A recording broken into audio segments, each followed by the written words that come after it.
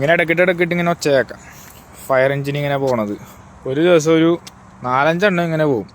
അത് മെയിനായിട്ട് ഓരോരുത്തരുടെ കെയർലെസ് ആയിട്ടുള്ള ഒരു പ്രവൃത്തി കാരണം. മെയിനായിട്ട് ഈ സിഗരറ്റ് വലിക്കുമ്പോഴും കുക്ക് ചെയ്യുമ്പോഴും അതിൻ്റെ ആ സ്മോക്ക് അടിച്ച് ആ മറ്റേ മിഷ്യത്തിലോട്ട് കയറും.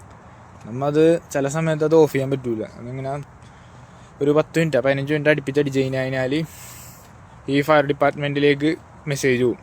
അപ്പോൾ നമ്മുടെ ലൊക്കേഷൻ ട്രാക്ക് ചെയ്ത് ഇങ്ങനെ വരും. ഇത് കോളേജിലടക്കിട്ട് സംഭവിക്കാറുണ്ട്. ഇതടിക്കുമ്പോൾ തന്നെ എല്ലാവരും ഓടി പുറത്തോട്ടിറങ്ങും. പുറത്താണ്ട് ഇങ്ങനെ വായി നോക്കി.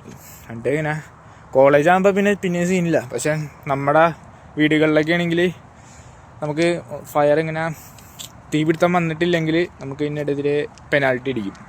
നല്ല ഫൈനായിരിക്കും അത്.